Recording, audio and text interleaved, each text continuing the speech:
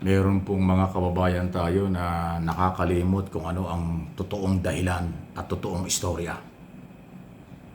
Okay?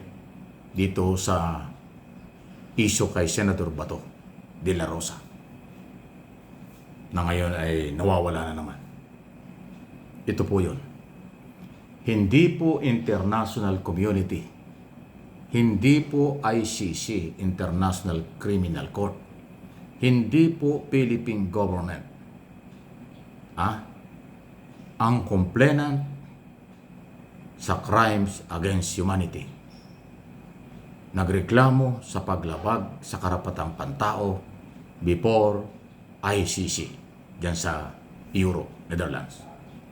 Ang complainant, ang nagfile ng kaso, nagreklamo, naghahanap ng katarungan, mga Pilipino, biktima ng tukhang, biktima ng double barrel campaign ni dating Pangulong Duterte at noon ay PNP Chief Director General, now Senador Bato de la Rosa. Hindi international community, hindi ang ICC. Para maliwanag yan. Para bang gusto niyong palabasin ang ICC, ang gobyerno, ang gustong magpakulong para makulong si Duterte, si Bato. Hindi po ganun. Umaksyon ang ICC dahil may reklamo galing sa mga Pilipino. Nagkaroon ng pre-trial na justify ng mga prosecutor. Merong probable cause, may basihan. Kaya dapat panagutin sa ilalim sa trial si Duterte at si Bato at yung iba pang co-accused. Dahil napatunayan ng prosecutor galing sa mga biktima na asawa, mga magulang, kapatid ng biktima ng tukhang. Libo-libo yun eh. Yun yung punot dulo ng issue. Si Bato ay hinuhuli, hindi kasalanan ng gobyerno. Si Bato ay hinuhuli, hindi kasalanan ng ICC. Si Bato ay hinuhuli dahil may warrant of arrest, hindi kasalanan ng mga membro ng ICC sa buong mundo o maraming bansa sa buong mundo. Siya ay hinuhuli para panagutin, para iharap sa korte, para magkaroon ng trial dahil siya inaakusahan na kasama sa crime against humanity o paglabag sa karapatang pantao na reklamo ng mga Pilipino. Ayun, yan ang issue dyan. Ang piling kasi ngayon, inaapi.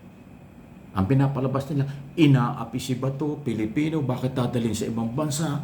Pilipino, bakit ipakukulong sa ibang bansa? Bakit korte sa ibang bansa ang lilitis kay Bato? Abay, kasalanan ba ng ICC yun? Hindi.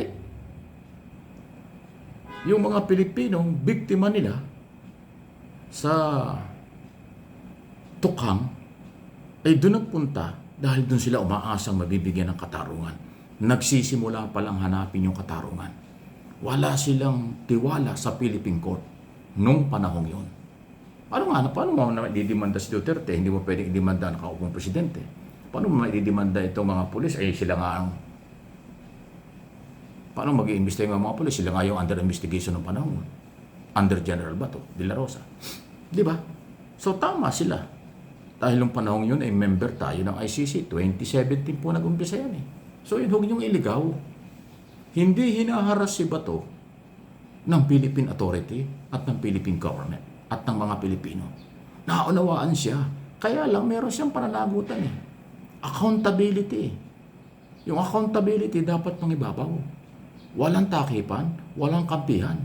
Kasi pag meron takipan at kampihan, masasakripisyo ang pananagutan. Accountability. Di ba? Ang linaw-linaw naman nun. Kaibigan ko si Senator Bato. Naintindihan ko rin ang kanyang kalagayan. Pero wala tayong magagawa. Meron siyang, hinahabol siyang, mayroong complainant laban sa kanya eh. May nagreklamo laban sa kanya eh. Anong gusto niyong gawin? Ibaliwala natin yung reklamo ng Pilipino laban sa kanya. Palabasin pa ninyo, mali. Walang karapatan yung mga Pilipinong nagreklamo dahil namatay ang kanilang pamilya. At tama si Bato, tama si Duterte, ganun ba yun? Kaya nga kailangan ng trial para doon malaman, tama ba o mali. Ang korte ang magsasabi kung guilty o not guilty after trial. Pero hindi yung wala pang trial, pinapalabas nyo, kawawa si Bato, kawawa si Duterte. Ay, paano naman yung biktima? Paano yung Pilipino complainant at hindi sila kawawa? Kung sabihin natin, yung mga yan ay tinukang dahil adik. Mali pa rin yun. Kasi wala naman death penalty sa Pilipinas eh. Di ba? Kung meron death penalty, hinusgahan sila, okay lang yan. May death penalty, wala naman eh. Wala nga due process eh. Katok, sabay putok, di ba? Kung kayo kaya ang nawala ng kamag-anak ko, kaibigan, mahal sa buhay na natukang, ano inyong mararamdaman sa nangyayaring ito? So, dito, wala akong kinakampihan. Binabalansi lang natin. Kawawa ang kalagayan ni Bato. Kawawa rin ang kalagayan ng mga Pilipinong biktima na complainant ngayon sa ICC. Mas kayaya tayo ngayon sa international community kasi warrant of arrest ng ICC, court order yan, hindi natin maipatupad. Tila ipapatupad, tila hindi. Di ba? Tapos anong nangyari sa Senado, parang pinagtatakpan pa. Ay sila yung tagagawa ng batas. Sino sumisira sa atin? Hindi ICC, hindi international community, hindi yung mga Pilipinong complainant na may karapatan ang sumisira sa atin, sa ating bansa, mga politiko. Mga ang paniniwala, malinis si Bato, malinis si Duterte. Abay, sandali. Bago maging malinis yan, dumaan muna sa trial. Doon sa ICC, doon sila kasi nagreklamo Pilipino, hindi dito. Di ba? Igigiit nyo, hindi na tayo member ng ICC. Totoo, kasi umalis sila. Sino bang umalis sa ICC? Di ba si Duterte? Pero bago siya umalis, nangyari yung tukang. Bago umalis, nakapile na yung mga reklamo. Ay bibiro ng jurisdiction ang ICC. Nag-decide na nga sila eh. Tapos pre-trial, mayroong probable cause. Di ba? Ang warrant of arrest, hindi naman ibig sabihin may warrant of arrest eh. Guilty ka. Yan ay tama, yan ay parte ng due process ang warrant of arrest. Sa lahat ng korte sa buong mundo. Pag ikaw may warrant of arrest, ibig sabihin may nagreklamo, binibigyan ka ng pagkakataong ipagtanggol mo ang iyong sarili sa korte. Doon sa nagbigay ng warrant of arrest. Ngayon na sinasabi ng ICC, ano ngayon? Bahala na ang Philippine government doon sa warrant of arrest. Ibig sabihin, nai-issue namin yan, ibinigay na namin sa inyo yan, kayo magpatupad yan. Kaya pag hindi pinatupad ito ng Marcos administration, tayo ang magiging kahihiyan na naman. Lalabas na talagang pinagtatakpan natin ang isang akusado. Sinong ulit-ulit yung dating? Ang tanong, sinong kawawa? Sinong kayaya? Ang kawawa, Pilipinong biktima. Ang kayaya, ang Philippine government, ang mga Pilipino. Kaya tawa lang tawa sa atin ang international community. Sasabihin siguro nila, ano ba itong mga Pilipino? Nagreklamo sila, nahingi ng tulong, nung binibigyan na namin ng tulong sa tamang proseso, hindi naman maipatupad yung proseso, yung batas, yung order, yung arrest order. Di ba? Kaya nga, lagi tayo may hamon sa gobyerno, manindigan sa tama. Panindigan ang tamang proseso. Huwag politikahin. Huwag magkampihan sa mali. Dahil habang kinakampihan ng mali, lalo tayong nalulubog sa kahihiyan. Sarili ko pong opinion yun. Kababayan natin si General Bato de la Rosa, Senador, kababayan din natin ang mga biktima. Ang kaso ay nasa International Criminal Court. Kaya talagang dapat doon tapusin sa tamang proseso. Harapin ang pananagutan. Lalabas ang katotohanan. Kung walang katotohanan, ay dilalaya sila.